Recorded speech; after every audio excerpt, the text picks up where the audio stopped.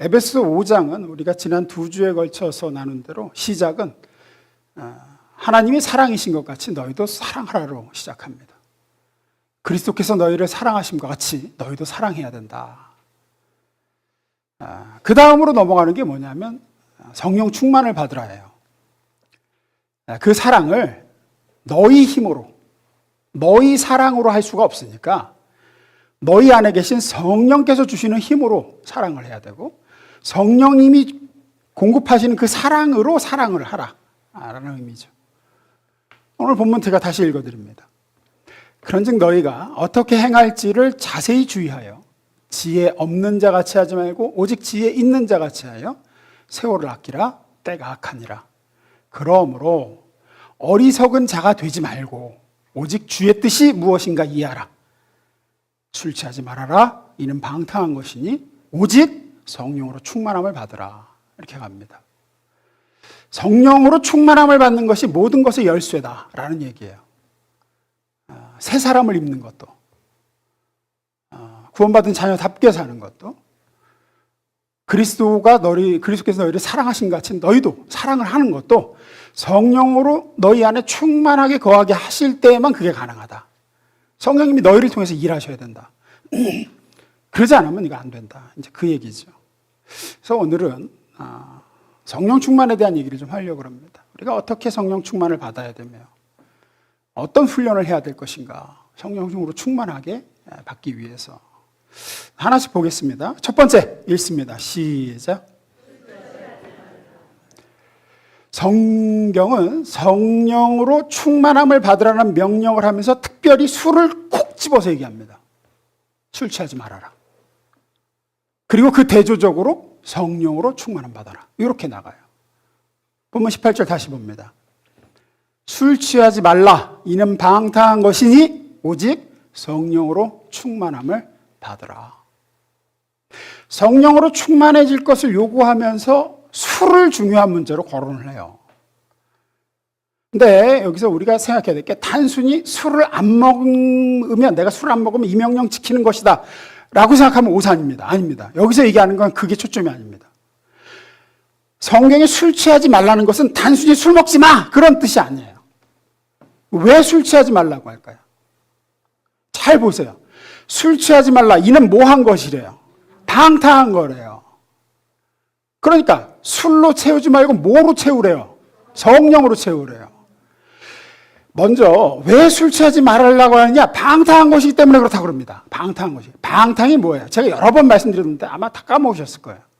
성경이 말하는, 특히 에베소서가 말하는 방탕의 의미는 그냥 막 방종하고 마음대로 살고 이런 의미라기보다는 낭비한다는 뜻입니다. 낭비한다. 허비한다. 특별히 하나님이 우리에게 주신 인생을, 시간을 허비한다.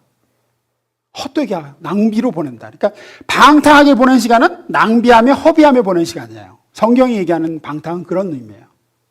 아무것도 쌓지 못하는 시간이고 아무것도 분별하지 못하는 시간이고 어떤 열매도 못 맺는 시간을 얘기해요. 그게 방탕한 시간입니다. 하나님의 영이 나를 인도하시고 그분의 이끌림과 지도를 받아서 성장하고 행복해지고 복되어져야 될 시간에 성령이 아닌 다른 게 나를 장악해서 하나님의 뜻대로 복되게 살았어야 될 시간이 지금 허비되고 낭비되고 있다는 뜻입니다. 이게 전부 방탕하다는 거예요. 이 시대의 대표적인 게 사람으로 하여금 시간을 허비하게 만드는 게 술 취하는 거였고, 지금 시대도 물론 술은 굉장히 우리를 시간을 허비하게 만드는 겁니다. 또 시대가 발전하고 복잡하다 보니까 예를 들어서 이런 것도 방탕한 겁니다. 스마트폰 들여다보면서 멍하니 계속 영상, 유튜브, 릴스, 쇼츠 무한 계속 보면서 킥킥대는 거. 틈만 나면 TV 틀어놓고 이 채널, 저 채널, 저 채널 멍하고 그것만 보는 거. 아무 생각 없어. 방탕한 겁니다. 시간이 그냥 그렇게 지나가요. 이것같이 한심한 게 없습니다. 왜냐하면 딱히 눈에 띄는 죄를 짓는 것도 아니야. 그게 그렇게 큰 죄는 아니라고 생각되잖아요, 우리가. 딱히 큰 죄를 짓는 것도 아니야. 그렇다고 선한 일에 힘쓰고 성령님과 동행, 성령님과 교제하고 이런 것도 아니야. 참으로 안타까운 거고 어리석은 겁니다. 왜냐하면 차라리 인간이 죄라도 짓잖아요.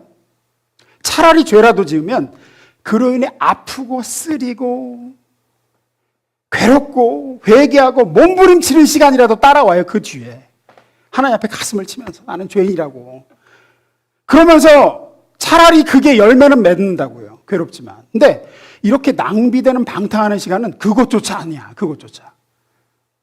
그냥 하나님이 주신 소중한 시간이 그냥 흘러가 버려. 계속 흘러가요. 그러면서 왜 꼭 거기다가 술이라는 것을 꼭 집어서 얘기할까요? 다른 것도 많을 텐데. 술에는 우리를 지배하는 힘이 있기 때문에 그렇습니다. 성령 충만을 술 취하는 것과 비교하는 가장 큰 이유는 무엇이 너를 지배하는가예요. 그 시간에 너를 어떤 대상에게 내주어서 무엇이 너를 이끌고 가게 하는가를 대조하고자 함입니다. 술 취하는 게 가장 악한 죄이기 때문에 그 얘기를 하는 게 아니라 술에 취해서 내가 알코올에 이끌림 받을 때와 성령물에 충만해서 성령에 이끌림 받을 때의 유사성 때문에 이 얘기를 하는 거예요. 성령님께서 처음 신자들에게 임하셨을 때, 성령의 강림 사건이 일어났을 때 사도행전에 보면 성령 받은 사람들의, 성령으로 충만해진 사람들의 모습을 보고 주변에 있던 그 불신자들이 이렇게 조롱하는 모습이 나옵니다. 사도행전 2장 13절, 뭐 대부분 아실 거예요. 읽어봅니다. 시작.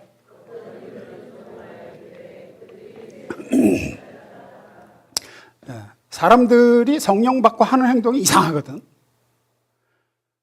그래서 저 사람들이 새로 담근 술에 취했다. 그런 뜻이에요.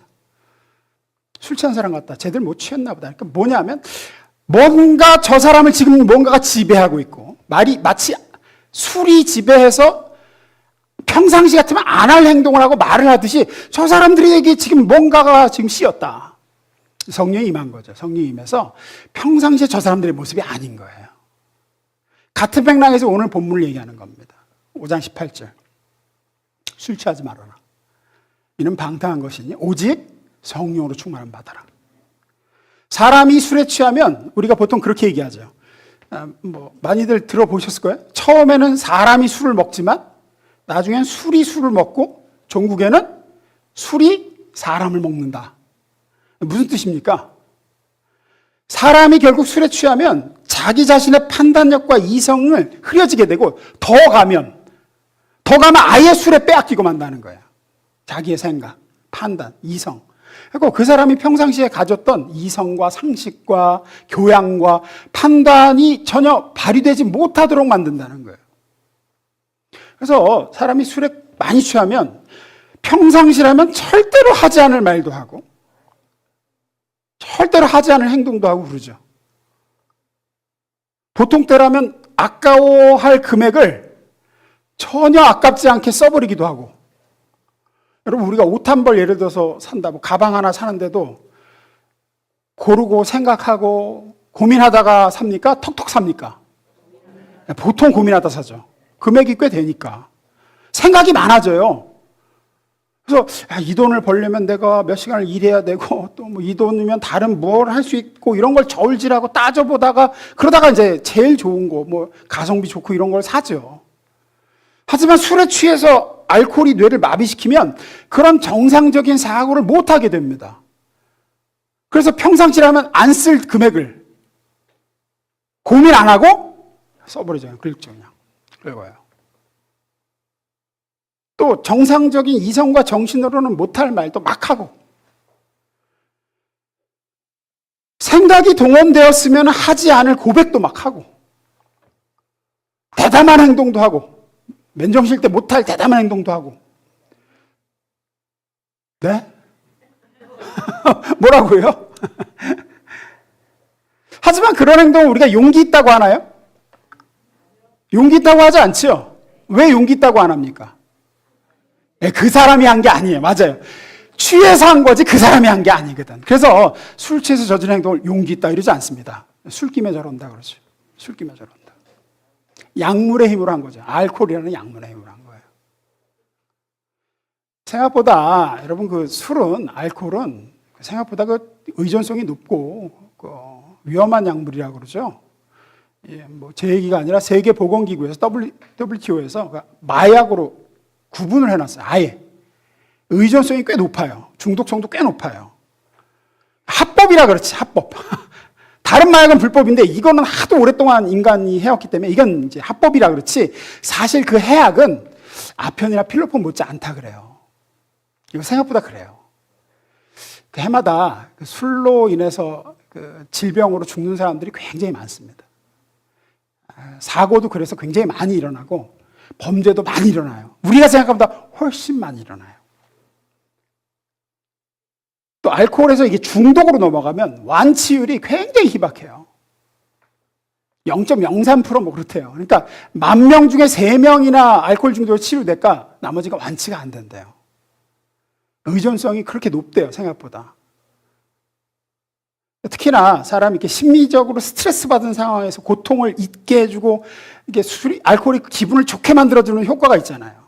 지금 막 아프고 괴롭고 이러면 술이 들어가면 그걸 좀 잊게 되거든요. 그러면 이게 이제 의존성이 생긴대요. 그 다음에 또 똑같은 스트레스 상황이 오면 술을 찾는 거죠. 잊으려고. 뇌에 학습이 되는 거예요. 그래서 나중에는 이제 몸에 무리가 가도 그 습관에서 쉽게 벗어나지 못하는 거죠. 이게 경증도의 알코올 중독입니다. 자꾸만 이제 술을 찾는 거죠. 근데 성령 충만이 이와 비슷하기 때문에 그렇습니다. 성령 충만이. 성령이 충만하면서 성령에 의해서 내가 이끌림 받게 되면 본래의 나라면 절대로 용서할 수 없는 사람을 용서하게 되고, 절대 사랑하지 못할 사람을 사랑하게 되고, 용납하고 품게 되고, 또 평상시라면 성령으로 충만하지 않았으면 절대로 못할, 나는 원래 간이 조그만 사람이고 말이야, 이런 사람인데 성령으로 이끌림 받으면 그 사람이 담대해지게 되죠. 또 평상시면 절대 못할 말인데 성령으로 충만하면 합니다. 또 이상하게 굉장히 지금 힘든 상황인데 성령으로 충만하면 힘든 줄을 몰라요, 사람이. 성령으로 충만한 사람은 힘든 시기를 힘들지 않게 보냅니다. 분명히 지금 곡소리가 나도 이상하지 않을 상황인데 기쁨이 있고 감사하다 그러고, 옆에 보면 제정신이 아니죠. 마음이 괴롭고 막 스트레스에 짓눌릴 때 성령을 찾아서 평안을 얻은 사람은 그 다음에 또 그런 상황이 오면 성령께로 달려갑니다.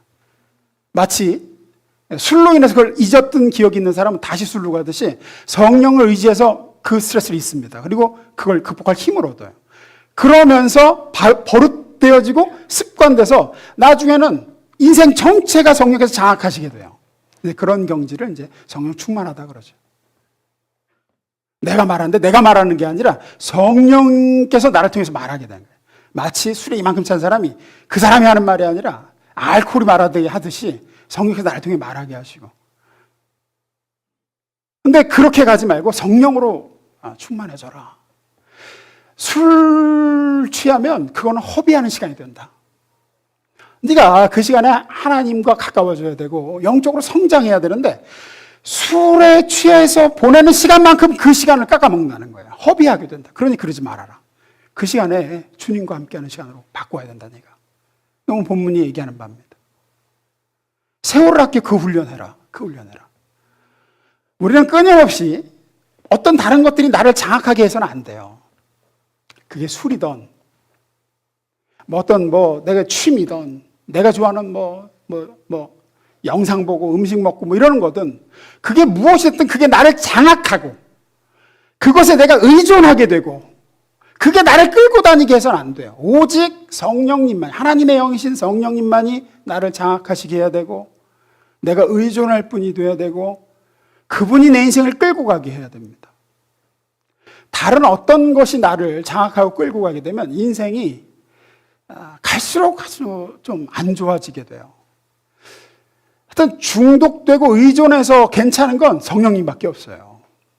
성령님께 중독되면 될수록 그 인생이 복되져요. 성령님께 의존성이 높아지면 높아질수록 그 인생이 평안해지고, 우리는 이 훈련을 해야 됩니다.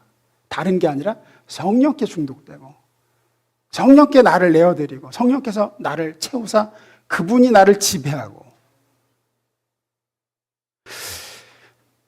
두 번째, 읽습니다. 시작.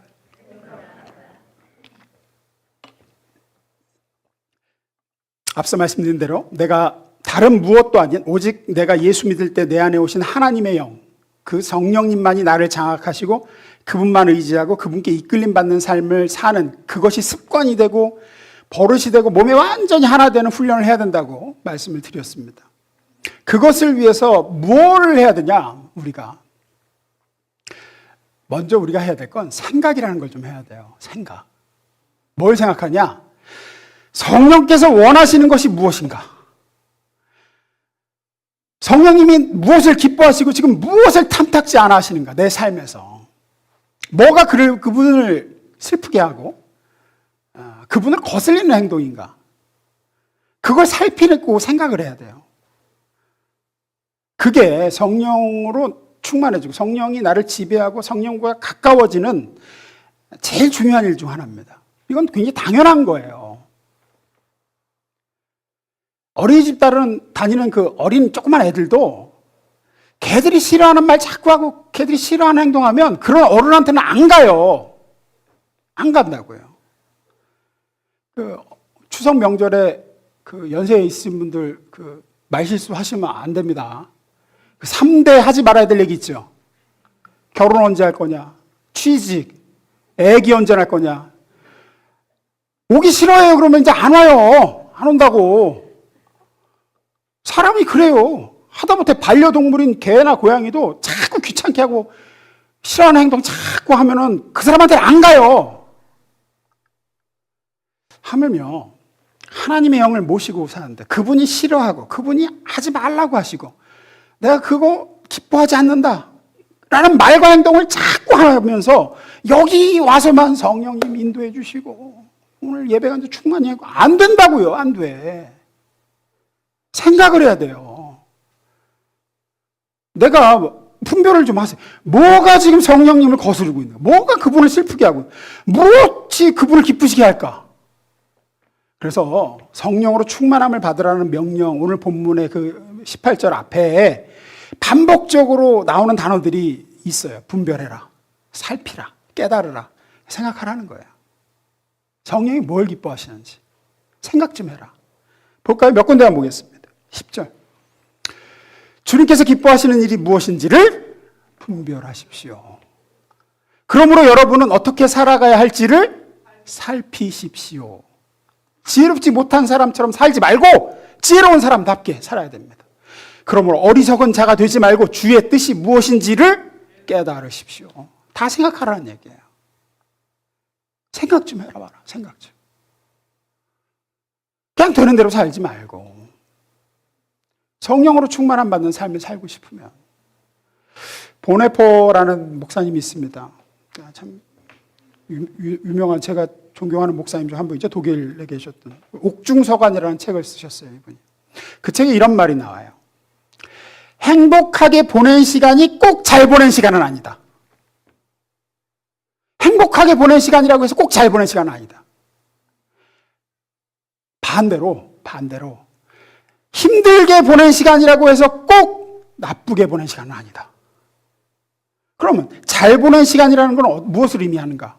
이분 이렇게 얘기해요. 깊이 생각하며 보낸 시간이다. 깊이 하나님에 대해서, 하나님이 기뻐하시는 것에 대해서 깊이 고민하고 생각하며 보냈다면 그 시간이 힘들게 보낸 시간이라 할지라도 그 시간은 잘 보낸 시간이다. 아무리 즐겁고 웃고 재밌고 이렇게 좋은 시간이 없다라고 했는데 생각 없이 보냈어. 그건 잘못 보낸 시간이다. 허비한 시간이라는 거예요. 지금 이렇게 돌이켜봐서 그때 정말 재밌었는데 정말 기뻤는데 근데 그 시간에 기억나는 게 없어. 근데 그 시간에 슬펐다든지 괴롭다든지 그랬는데 부끄럽고 아팠는데 기억나는 게 있어. 내가 그때 고민을 했어. 그때 분별하고자 애썼어. 하나님의 뜻을 물었어요. 그러면 그 시간은 충실한 시간이었다는 거죠. 가장 나쁜 시간은 아무 생각 없이 보내는 겁니다. 허비한 시간입니다. 근데 지금 이 시대 현대인들의 좀 삶이 어떻습니까? 생각 안 하고 좀 살길 바래요, 그냥. 그게 어떻게 보면 최고의 좀 복이라고 생각하는 것 같아요. 제발 생각 좀 안 하고 그냥 스트레스 안 받고 살게 해달라고. 그거 아닙니다. 오늘 본문에서 뭐라 그래? 너희가 어떻게 행할지를 자세히 주의하여. 이 말씀을 현대어 성경에서 이렇게 번역했습니다. 읽어봅니다. 시작.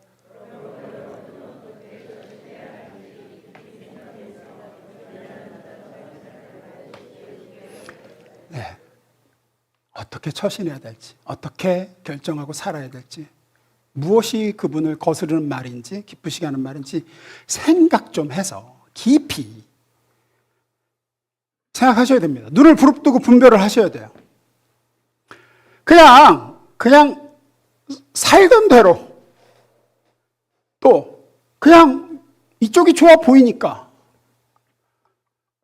그냥 내 육신이 편하다고 느끼는 쪽으로 안 됩니다. 그렇게 해서는 절대로 성령으로 충만함을 받을 수가 없습니다. 생각을 하셔야 됩니다. 무엇이 지금 하나님이 기뻐하시고 원하시는, 성령께서 원하시는 쪽인가? 내 삶의 어느 영역이 그분을 거스르고 있으며 슬프시게 하고 있는가? 고 이어령 박사님 책에 나오는 얘기예요. 그분 책에 재미있는 얘기인데 이런 거예요. 이제 어떤 마을에 수염을 길게 기르는 할아버지가 있었대요. 요즘에는 이제 연세 드신 분들도 수염을 안 기르죠. 근데 저희 할아버지만 해도 수염을 기르셨습니다. 참 멋있었어요. 제 어린 나이에도 뵈면. 근데 그 마을에 30년 넘게 수염 기른 분이 계시대. 거의 관우운장 수염이지. 길게 기르셨는데. 어느 날 그 동네 아이가 그 할아버지한테 와서 물었대. 할아버지는 주무실 때 수염을 이불 속에 넣고 주무세요? 빼고 주무세요? 이렇게 물었대. 할아버지가 그 얘기를 듣다 보니까 한 번도 생각을 해본 적이 없는 거야. 내가 오늘 집에 가서 내가 넣고 자나 빼고 자나 한번 볼게. 그리고 내일 얘기해 주마. 그리고 집에 할아버지가 가서 이렇게 잠을 자는데 수염을 이불 속에 먼저 넣었대. 넣으니까 답답하더래. 그래서 내가 빼고 잤구나. 뺐더니 뭔가 또 허전하더래. 그 다음에 내가 수염을 평상시에 넣고 잤는지 빼고 잤는지 생각이 잘 안 나는 거예요. 그러면서 생각이 복잡해지는 거예요. 내가 어떻게 잤더라? 왜 이렇게 해도 불편하고 저렇게 해도 어색하고 그러지? 그러니까 우리가 이런 게 많죠. 생각하기 전에는 불편함이 없어요. 아무 생각 없이 살면 불편함이 없어. 근데 생각을 하다 보면 불편한 일들이 생기죠. 즉 성령께서 기뻐하시는 게 뭔지를 생각하지 않고 살아가면 어떤 면에서는 편하게 살 수 있습니다. 아무 생각 없이. 근데 성령께서 기뻐하시는 게 뭔가를 생각하기 시작하면 그때부터 복잡하고 불편해지기 시작해요. 그런데 그 불편한 것이 우리를 참으로 행복하게 하는 인생으로 이끌어줍니다. 그 불편함을 감수하셔야 돼요. 편하다고 꼭 좋은 게 아니고 불편하다고 꼭 나쁜 게 아니에요.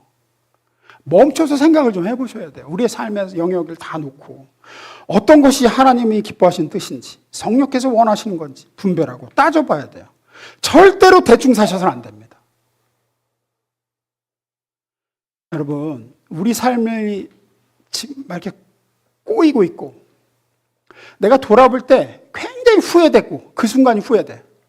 그때 그 결정을 그렇게 선택하지 말았어야 되는데 그거 잘 생각해 보세요. 그렇게 되는 가장 큰 이유 중에 하나는 생각 없이 되는 대로 살아왔기 때문이에요.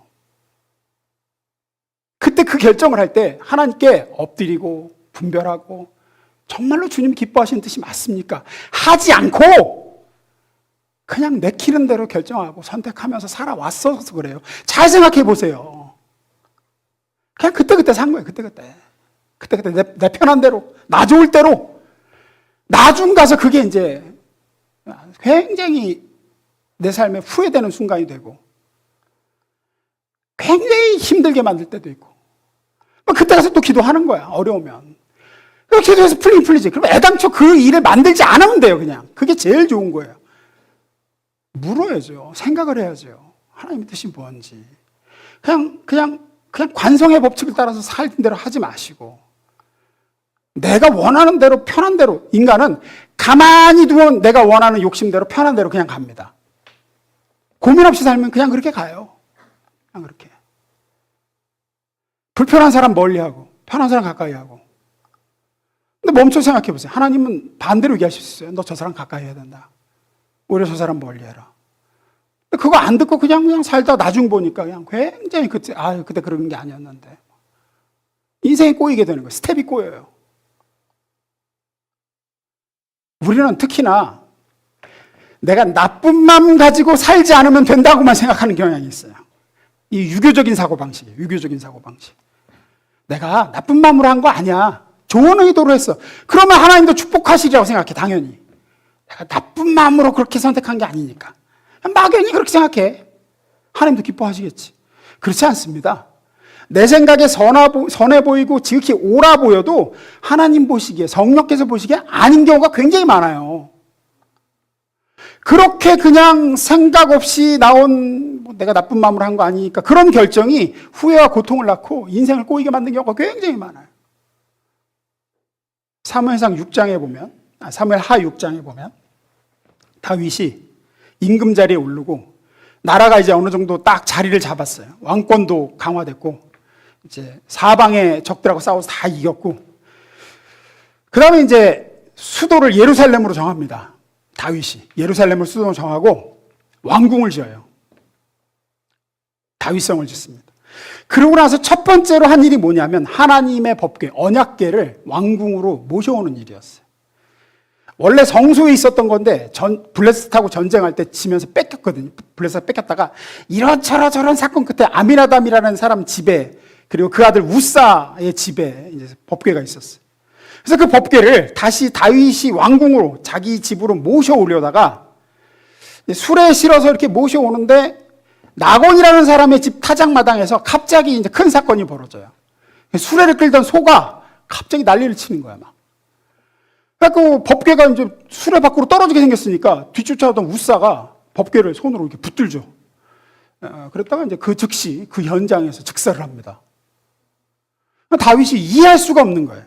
아니, 내가 하나님 선한 의도를 가지고 하나님의 법궤를 내 집으로 좀 모셔오려고 그러는데, 아니, 이름도 모르는 사람 집에 있는 것보다 우리나라 수도 왕궁에 하나님의 법궤를 모셔서 하나님을 영화롭게 해드리고 내 집에서 하나님을 왕궁에서 찬양하고 예배하고 하기 위해서 옮겨오려고 하는데, 이런 선한 의도인데 왜 이런 끔찍한 일이 일어난 겁니까, 하나님? 그리고 다윗이 그냥 갚버려요. 에이씨 하고. 그리고 나중에 가서 깨닫습니다. 아, 하나님 뜻대로 안 했구나. 내가 선한 의도만 있었지, 하나님 말씀이, 하나님이 뭐라고 요구하시는지 하나님의 뜻과 명령대로 안 하고 내 마음대로 했구나. 뭐냐면 레위기에 보면 하나님의 법궤, 언약궤는 레위 지파만, 그것도 고핫 자손만 막대기를 법궤 고리에 끼워서 어깨에 메어서 운반하라 그랬어요. 그게 법궤를 운반하는 하나님이 정하신 하나님의 뜻이에요. 근데 그렇게 안 하고 그냥 자기 편한 대로, 야, 수레에 실으면 편하잖아. 수레에 실어서 옮겼죠. 이걸 깨닫고 나중에 법궤를 다시 이제 왕궁으로 모셔오려고 할 때 다윗이 이런 고백을 합니다. 역대상 15장 13절입니다. 읽습니다. 시작.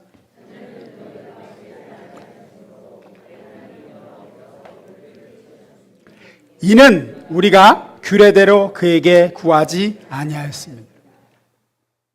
하나님의 영이 원하시는 대로 정하신 규례대로 안 하고 우리 내키는 대로 했다. 우리 편한 대로 했다. 그래서 지금 이 사단이 났다. 다윗이 깨닫게 된 거예요. 내가 선한 의도가 있었지만, 선한 의도를 가지고 했지만 하나님이 기뻐하시는 대로 내가 행하지 않았을 때 일이 순조롭게 되지 않는 걸 알았어요. 여러분, 우리 삶도 똑같습니다. 하나님의 뜻, 성령의 뜻을 분별하고 생각하지 않고 그냥 좋은 의도로 하는 거니까 잘 되겠지. 아니요, 일 꼬여요. 내가 선한 의도를 가지고 일하기 때문에 우리의 모든 것이 하나님 기쁘시게 할 거다. 오판입니다. 성령께서 원하시는 게 뭔지, 그분이 기뻐하시는 것이 어느 쪽인지 생각하고 고민하고 분별해서 따라가셔야 돼요. 다윗이 이걸 깨달은 다음에 레위기를 보니까, 야, 이게 우리가 잘못했다. 하나님은 레위 지파 고핫 자손들이 금으로 된 막대기에 법궤를 걸어서 어깨에 매서 운반하라 그러셨다. 그래서 그렇게 합니다. 그렇게 운반해 드릴 때 하나님의 성령이 충만하게 다윗에게 임하시죠. 그리고 우리가 잘 알듯이 그때 다윗이 옷을 벗고 춤을 추면서 하나님을 찬양한 거였어요. 얼마나 다릅니까? 의도는 똑같아. 하나님의 법궤를 내 집으로 모셔오자. 하지만 하나님의 뜻을 여쭙고 분별하고 생각한 다음에 했을 때는 성령이 충만하게 임하고, 안 그랬을 때는 일이 꼬이는 거예요. 여러분, 그래서 우리는 그분이 기뻐하시고 원하시는 것이 어느 쪽인지 생각하고 고민하고 분별하면서 따라가셔야 돼요. 제일 중요한 건 하나님의 말씀을 그래서 그렇게 성경을 좀 읽으라고 하시는 거고 묵상하라고 하는 거예요. 거기 나와 있으니까. 다윗이 레위기만 읽었어도 그렇게 안 했을 거야. 레위기 읽기 싫잖아요. 법은 그렇게 뭐 하는 게 뭐 재미도 없고 뭐. 근데 거기 나와 있었거든. 하나님의 뜻이. 성경을 보셔요. 성경을. 또 성경에 또 다 안 나와 있는 것도 있잖아요. 그래서 우리의 삶의 모든 이런 경우의 수가 성경에 다 나온 거 아니니까. 그때는 믿음의 사람들에게 같이 분별해달라 그래야 돼요. 내가 이 문제 놓고 사람 자기 혼자 분별하면은 착각하기가 쉽거든요. 자기 욕심대로 이렇게 기울고 마음이 한번 기울면 기도해도 성경 봐도 그렇게만 보이거든. 같이 좀 기도해달라고. 목장이 그래서 좋아요. 기도 제목 좀 내놓고 이거 어떻게 했으면 하나님께서 원하시는 게 뭔지 좀 같이 분별해달라고 하고. 그래도 안 나오고 성경에도 없으면 기다리라는 거예요. 그럼 기다려야 돼요.